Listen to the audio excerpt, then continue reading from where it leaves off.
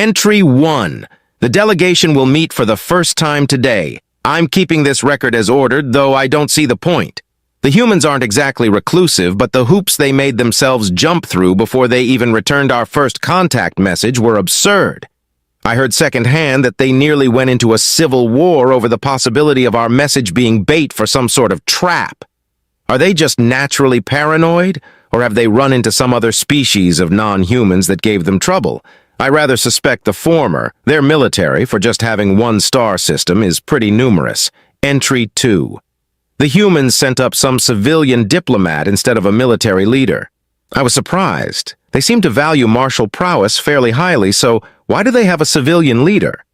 Apparently, this guy was selected after a brief voting period, which wasn't made open to the general population, but was only open to national leaders. That's troubling. National leaders in a spacefaring species? That can only mean delays in the future. Entry 3. A few more diplomats came up today with huge stacks of portable computers. Our translators already added the one language they have used so far to the universal system, so we didn't have any trouble deciphering the data from the computers. Apparently, they want to know as much as possible about us, and in exchange, they provided a bunch of information about themselves, their history, some more language dialects we didn't have covered yet, and some of their own star maps. I was stunned. Why are they being so trusting? They were on the verge of a civil war when we contacted them. No, it was because we contacted them. Entry 4. I know it's been several weeks since I last updated this thing, but the humans' data is taking up all of my time. Apparently, they have been in a state of what we would consider constant civil war since their people evolved far enough to grasp fire. Over the dumbest things, too, from religion to territory. Nearly a fifth of all of their most important technology, including their relativistic drive technology, was derived from something designed to kill other humans. No wonder they're being so open. Our people wouldn't engage in an internal war on the scale these humans have, ever. They've killed more of themselves in the last 1,000 years than my people have ever died. Total. Entry 5. The 9th week of the contact meeting is ending now.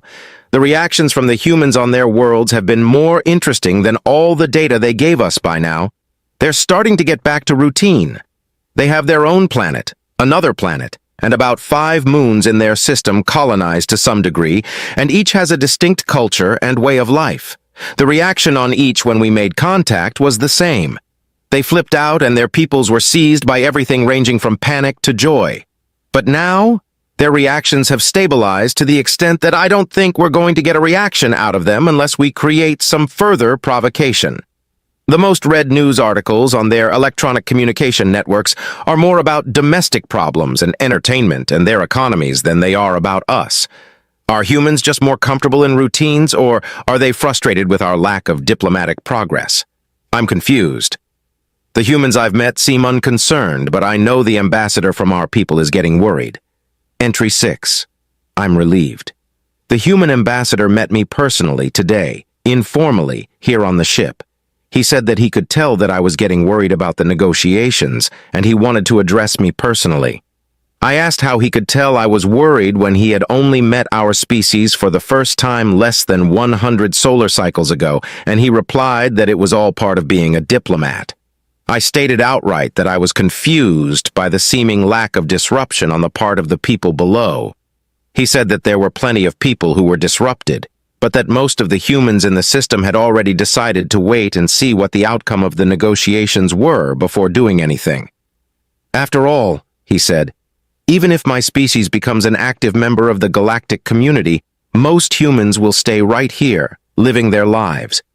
We'll be affected by galactic politics, new technology, and colonization, even assuming that we could find new Earth-type worlds out there, but most will want to stay right where they are.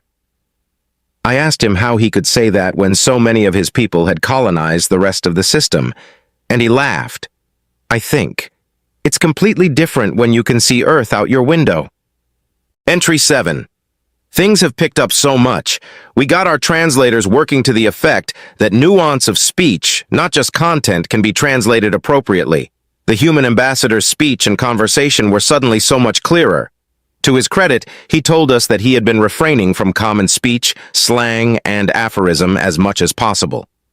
I wouldn't want to use a saying or phrase that had a clear meaning to another human, but made no sense or worse, insulted one of your people.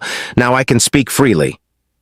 I have to wonder if this faster-paced dialogue will negatively affect the negotiations. The ambassador broached the toughest topic today. Faster than light travel. Entry 8. Generally, species are content to create FTL on their own before they even contact us, or vice versa. Humans are the exception.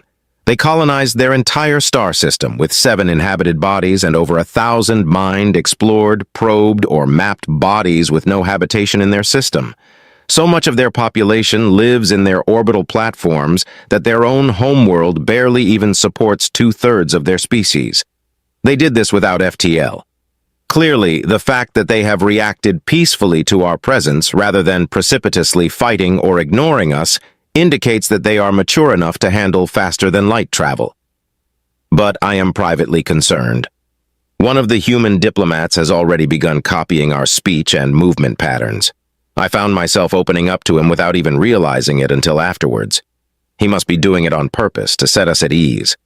After 120 of their days, they're copying the behavior of their first alien contact. This is one of their finest diplomatic minds, of course, but still, if they can do it with behavior, can they do it with technology? I suspect they will ask for a working FTL drive to study in their next meeting. Entry 9. I am vindicated, it seems. I spoke my concerns to the ambassador today, and he agreed that there would be no gifting of FTL technology to the humans, that they would have to earn it on their own. The humans would react poorly, I guessed, but tactfully, as at least a few of them seem to genuinely care what we think. I was right, naturally. The human ambassador asked that their people be given a working FTL drive to reverse engineer in exchange for an unspecified piece of technology of theirs. Their technology, the ambassador quickly replied, was inferior to ours in every way save communications, and we had no need for their communications technology. Communicating faster than light is something we can do already. Communicating instantaneously anywhere in their system, as they do, is a wondrous piece of technology, but not necessary for our people. The human ambassador reacted with shock and surprise immediately, and then quickly became suspicious. I think he may have gleaned that we have discussed this amongst ourselves. How? I cannot guess. We spoke of other things, and the ambassador of the humans seemed mollified by the discussions that followed. Will he broach it again? Probably. Entry 10. The humans surprise us. It is exactly half of 1 year after first contact, and life, as I before noted, continues. They are fully 1/3 finished with another of their orbital habitation platforms, and we were given a tour of the construction site. Huge robotic construction devices smelt down chunks of ore from the many asteroid and lunar mining platforms the humans have throughout their system, ferried to them by relativistic drive-powered ore haulers.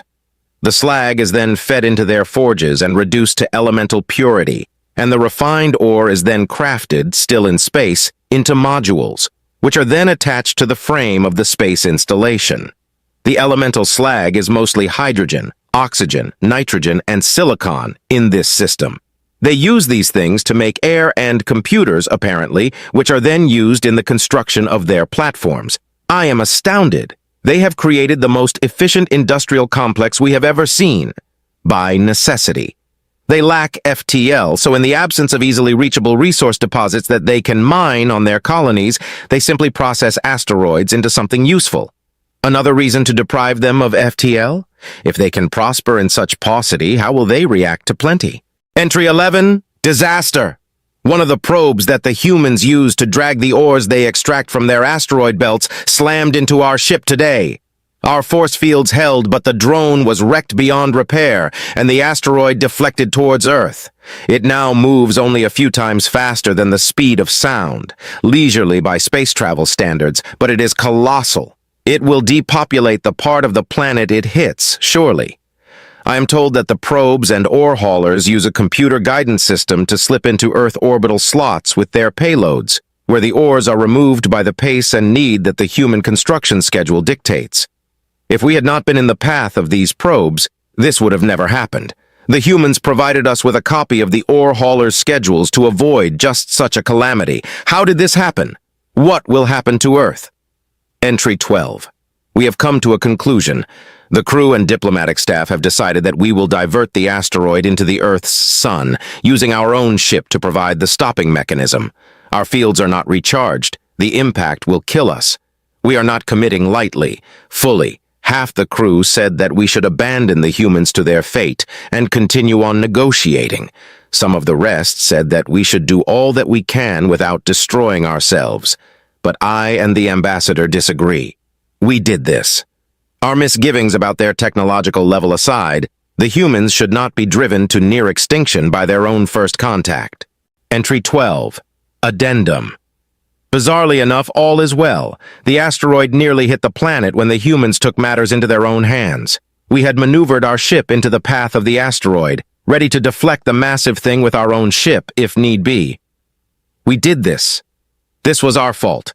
Except the human diplomats were frantic, demanding that we move the ship at once. We were baffled. We were offering to solve the problem we had caused, so why were the humans demanding that we did not? They beseeched us to move, to let the asteroid move along its own path, directly towards the planet, saying that we did not deserve to suffer, to bear the brunt of this calamity. Finally, we gave in and moved out of the course of the asteroid. We were watching what we thought would be the end of the Earth below, but we were wrong. A blast appeared near the asteroid, and we realized what was happening. The humans had detonated a nuclear device in the asteroid's path to divert it. Not destroy it, no, but divert it. A few dozen of their own drone craft slammed into the side of the asteroid which had just been hit by the bomb, propelling it into near-Earth orbit.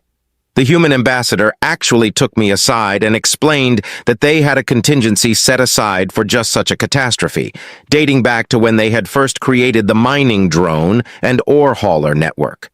He told me that the technology they had first employed to create the interplanetary ore haulers had originally been far more primitive and unable to precisely calculate the appropriate course and speed to get the asteroid safely back to Earth. The asteroid diversion weapons and drones had been created to reduce any risk. In total shock, I asked why they had done this, and almost as importantly, why they had been willing to risk such a mining venture if they knew such a potential problem existed. Necessity is the mother of invention, he replied. Entry 13. 50 days have passed since the asteroid incident, and the humans' reaction has been alarming. Civilian populations, and not a few military, across the system are clamoring for attention, some demanding that the human diplomats apologize for what they have done. As if the humans caused this. Others demanding that we suffer for this transgression, others yet launching into wild speculation. Above it all, the human ambassador has changed the tack of these negotiations completely. Now all he seems to ask about is the justice systems of the galaxy, where before he has inquired about everything from laws restricting invasive plant species in agriculture to FTL drives to the origins of our linguistic colloquialisms. When asked what his official stance about the asteroid incident will be by other members of his own species who are not part of his delegation, he replies cryptically, "Patience is a virtue. Never close doors you cannot open. Invite no conflict where none exists. Yellow is most flavorful." I have no idea what the last one means. Perhaps our translators are not as capable of translating euphemisms as we thought. Regarding the possession of the nuclear devices they employed to divert the asteroid, he has hastened, quite uninvited, to assure us that it has been over a century and a half since any nuclear device was used in war. This assuages my fears somewhat, especially since we discreetly scanned the complex on the planet's surface that launched the nuke, and found that even the most powerful of these devices is little more than 6 times the effective power of the ones they employed. Strong enough to damage our fields, surely, but nowhere near enough to destroy us outright. But I should not be thinking of these potential new friends as potential new enemies, as he himself says. Entry 14. Again, I'm amazed by the human's ability to ignore trouble.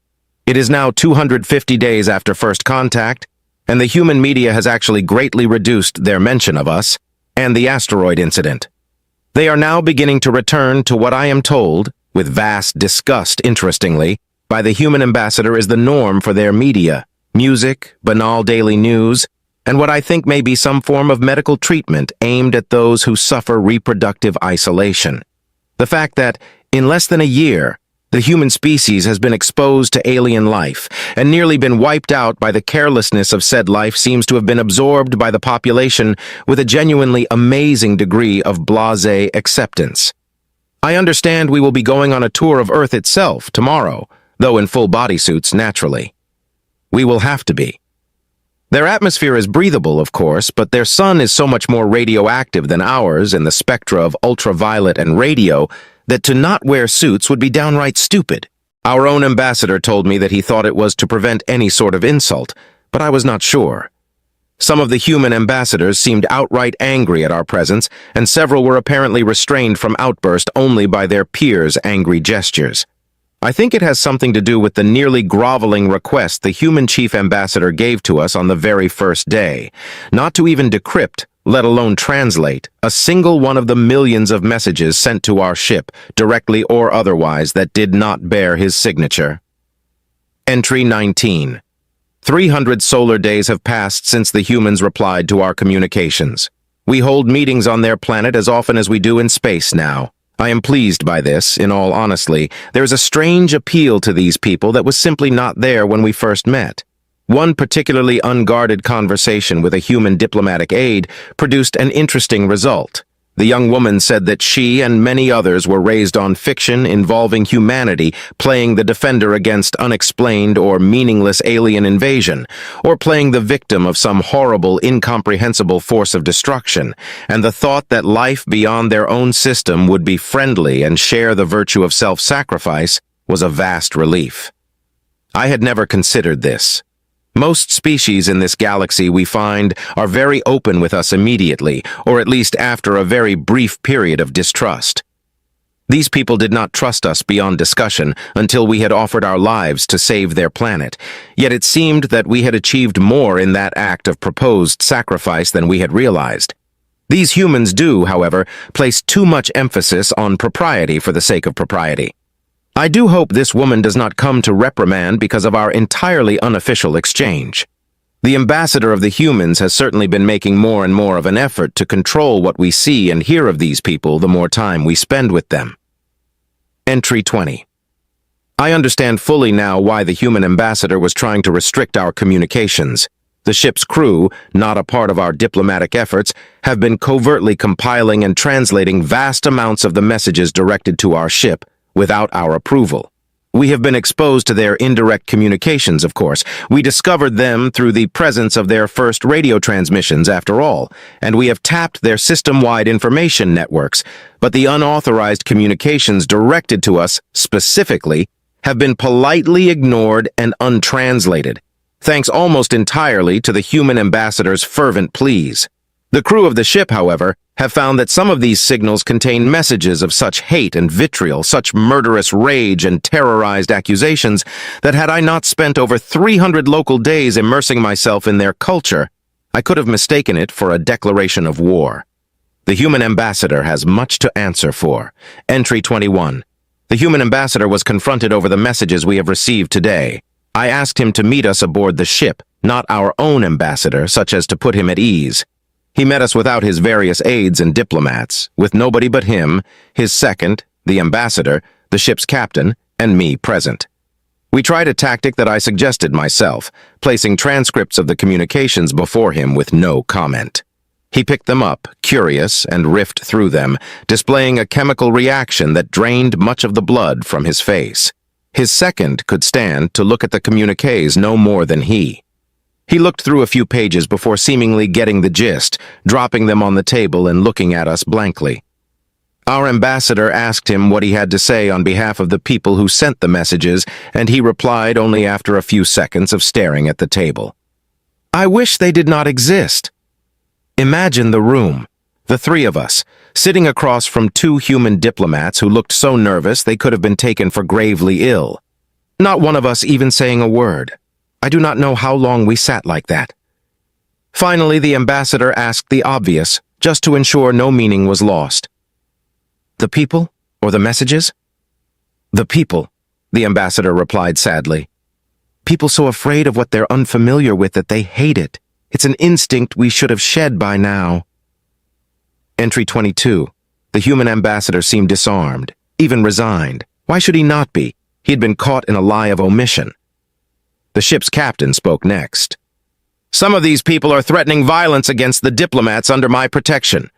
Why should I permit that? The human ambassador's second looked rather sullen at the word permit, but did nothing. The human ambassador acted as if he had not heard. Humans are a tribal people by nature, and we did not evolve as the pinnacle predator.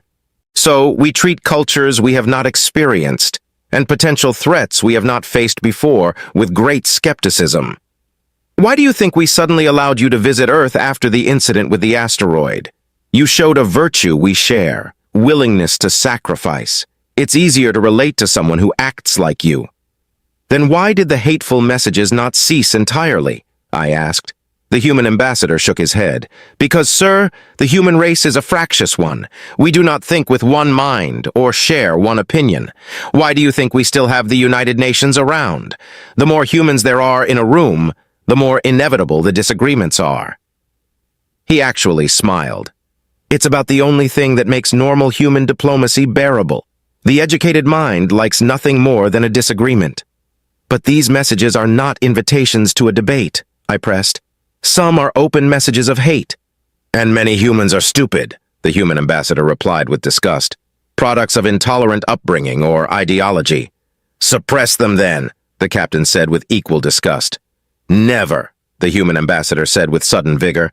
All humans of any importance agree on this. Everybody has a right to be wrong. Anyway, he said with somewhat less passion, nothing is more attractive to the dispossessed than an officially sanctioned bad idea. Entry 23. 11 lunar cycles, just over 300 local days, have passed since I arrived. The humans have given up pressing for FTL drive technology completely now, seeing that it will get them nowhere. We have addressed the humans directly, without a buffer of diplomats at the UN headquarters, or through proxies like the ambassador. We spoke on their interplanetary data network, using their admittedly superior instantaneous broadcaster. The human ambassador has recovered quickly from the shock we gave him, much to his credit. It was, in fact, he who suggested that we address the people directly. He told us people would react best if we broke down our speech to the simplest possible elements, explaining why we made each decision. I thought that that would be interpreted as an insult, but he assured me that if there was one thing that humans resented in unison, it was having people talk as if everybody in the audience understood exactly what was going on. So we told them what the ambassador had told them already, that we were representatives of a large confederacy of species who agreed to mutual defense in the case of extragalactic invasion, constantly invoked, refusal of FTL drive technology to those who did not already have it, blessedly a rare concern, and integrating new species into the galactic community. Humanity was one of less than a dozen. The people of Earth were then permitted to ask questions of us directly, screened by a human diplomatic team on Earth and sent up to us. They ranged from the banal, what's your homeworld called in English, to the probing, from what stems your desire to keep us from FTL, to the disturbing, do your people ever invade others? I wonder what use it could do, but the human ambassador seemed to think it was a success. Entry 24. Only a few days left in our Earth diplomatic exchange. The ambassador of the humans seems to have taken ill somehow. He has been more and more uncomfortable in his dealings with us, in the physical sense. At the advice of his cohort, we have taken to keeping all of our meetings on Earth, so that he does not have to abide by the discomforts of the quick but rough transit from the surface to the ship. Here he seems more familiar, if not more comfortable. He has explained to me the reason for his sudden change of topic all those days ago, after the asteroid incident. He said that he had wanted to know how our people treated its criminals, not in punishment for their crimes, but in our leniency to the excused. If someone commits a crime, for instance, but saves another's life, do we let him go, or punish him fully, or punish him less? We told him then that generally it depended on the severity of the crime, for some crimes cannot be uncommitted. He explained that he had relaxed upon hearing that because it was a value we shared, though not all of the nearly 200 nations on Earth, let alone the 6 colonies, had justice in common. Entry 25. The ambassador worsens now, his health deteriorating. Our meetings last only a few hours, with the rest of our time spent poring over the larger and larger amounts of information his staff have been releasing to us. Information about their militaries, mostly, knowledge regarding their capability to adapt to warfare in space. Our talk of extragalactic threats, it seems, has startled several of the species' military leaders, and they wanted to know how much they would have to change if they agreed to be part of our confederation. We took one look at their military history and realized that they would have to retool their entire military from the ground up. Over 9/10 of the armed forces they had available to them were tied to the ground, with most, if the remainder, comprising obsolete oceanic navies and aerospace forces that couldn't seriously threaten our escape pods, much less our juggernaut-tier defender ships. One thing that was actually somewhat surprising to me was the data regarding their nuclear weapons. One file stated that at one point, one of the now dissolved nations of their people had possessed a nuclear weapon called Bomb of Kings that could have produced a yield over 200 times that of the bomb that diverted that asteroid. A blast like that could have reduced our diplomatic cruiser to a fine radioactive powder. Yet, it seemed that all such weapons were decommissioned and turned into power plant fuel decades before our first contact. What was surprising to me was that these very warlike people could have displayed the restraint needed to make weapons such as that and not use them. There were well in excess of 24,000 nuclear weapons in humanity's history, detailed in 2 global arms races in 2 centuries. Yet only 2 had been used. Entry 26. 360 days have passed.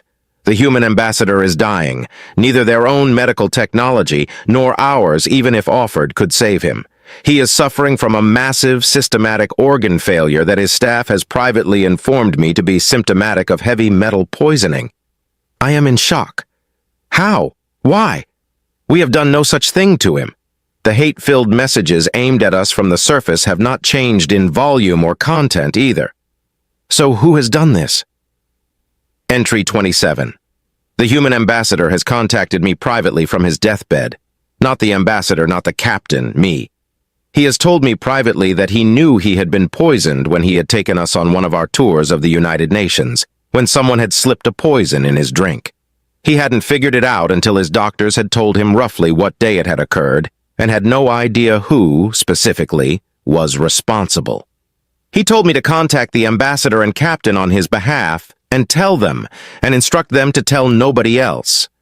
I asked him why I was to keep it secret, and he told me that he wanted us to make a decision. He then broke the connection before I could ask him what he meant. Needless to say, I am apprehensive. The man knows he's been poisoned in the final days of the negotiations, so keeping it quiet when the culprit is unknown I can understand.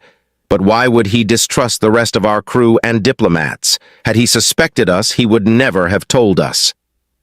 Entry 28. The human ambassador is perhaps the boldest being I have ever encountered in all my centuries of life. Surely he cannot have planned for every single outcome of this venture. Surely he cannot have predicted what we would do. Not now, after less than a year of knowing of our existence, after 40 days of crippling illness. Surely he could not. And yet here we are. Now on the final day of the conference, he announced, "Live to the whole species," that he had less than a day to live, and that he knew that one of the diplomats on his trusted staff had poisoned him in the UN.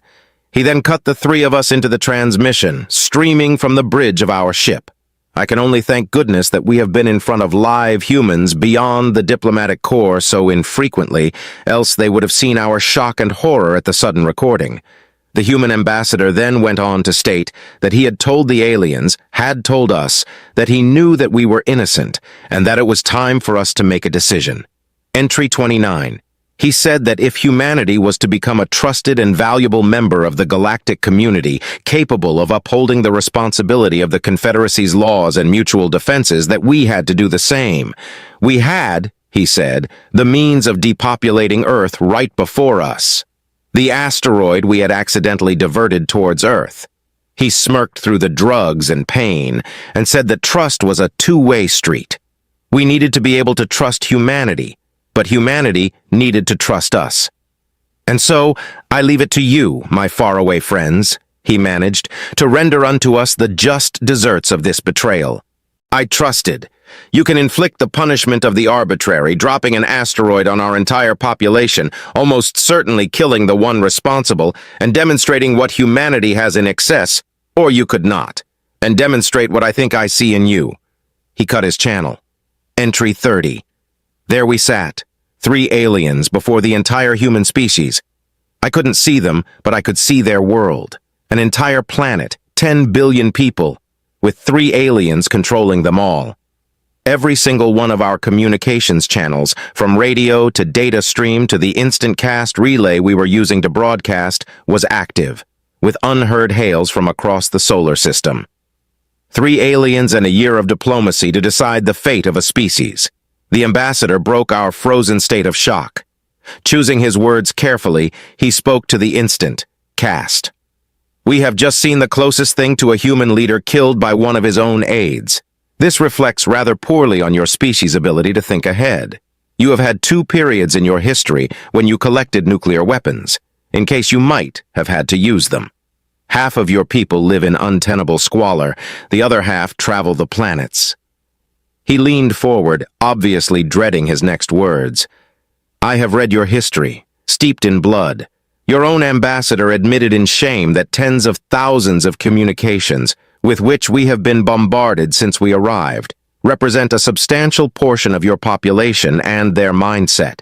Ignorant, fearful, theocratic. You actually have the nerve to make war on yourselves, even as you petition for the ability to spread to other star systems and join our defense against the enemy from beyond the galaxy. He sat back, looking drained. Now, your ambassador, without even so much as warning us, forces to decide whether or not your people get to exist or join the Confederacy even if you do. It is not, to borrow a phrase, what I signed up for. Entry 31. Then he turned to me, and his thoughts must have echoed my own, and the captain's. He looked back at the camera and grinned. Yet, the very person who just entrusted you to us clearly thought that you were worthy of us. He has spoken at length about the virtues we share: compassion for the family, sacrifice when needed, curiosity. He said that nothing we had done or said or shared could have achieved as much as our willingness to divert that asteroid did. He showed us the monuments to progress your people have made. Your people achieved powered flight less than 300 years ago, yet you have colonized 6 bodies in your system, 2 terraformed from little more than rock and methane ice. You show a drive and an adaptability we have never seen before. After less than a year of meetings, when 1 year ago he did not know we existed, your ambassador decided that not only were you deserving of our trust, but we were deserving of yours. About your culture and mindset, I know only what I can learn in 1 year, and already your ambassador chose to think that I knew enough to judge you favorably. The ambassador stood, the camera tracking him. The captain and I joined him. The ambassador faced the instant cast and spoke. He was right. Our greeting lasted a year, humanity, so now let me welcome you to the galaxy. Entry 32. Life has become rather hectic of late. A new human ambassador has been chosen, and the UN is busily streamlining their voting bodies to make it easier to make decisions on behalf of the species, rather than opposing political ideologies. I understand that the process was eased by the discovery of the one responsible for the poisoning of our friend, the former ambassador. He died mere minutes after hearing our decision. I didn't think I would be capable of getting so personally involved in an alien diplomatic affair, but I felt emotionally drained when the diplomat responsible for slipping the poison to the ambassador was caught. Representatives from the other 28 members of the Confederacy that have attained spaceflight have arrived to officially welcome humanity into the greater galaxy. But the UN Security Council was most direct in their demands that our ambassador take point. The negative backlash against the decision to leave the entire species' fate up to the ambassador was disheartening to behold. I understand that entire regions of the planet nearly rose in arms over the human ambassador's choice. I am led to understand that his appointment had not been uncontested, as he was apparently very rich in his own right, and some did not think that he would represent humanity faithfully. I am glad he proved them wrong. Our own ambassador has been the subject of rather angry commentary from the human press of late. apparently those few moments wherein he looked like he might really drop the asteroid on the planet, and alongside the litany of complaints against humans, including theocratic, were enough to convince some elements of humanity that the choice had been a loaded one. More than a few people in our own staff grumbled that we had been saddled with an unfair burden, now having the responsibility of leading a foreign race by example, and they are not wrong. Entry 33. Still, I can think of worse men to lead by example than one who has had centuries of experience in diplomatic patience and made the correct choice given the opportunity to blunt such an apparently threatening species as humanity. As for myself, I have tabled the recommendation that we use one of our freighters to drag the largest asteroid we can to the orbit of Earth, and have it be used to create another of their space platforms, and use that a truly neutral ground as the base of operations for future participation in the Confederacy. Certainly the easily preventable death of their previous ambassador helped to convince the new one of the idea's merit. The galaxy is a convoluted place, and the diplomatic tactics embraced by the humans since we met them, poisoning, ultimatums, etc., whether these are the norm or not, will not be greeted with anything even remotely approaching enthusiasm by the rest of the galaxy. But I am confident that, in time, the rest of the Confederacy shall see as we do, that humanity has a place among equals in the defense and enrichment of the spacefaring people. End Journal.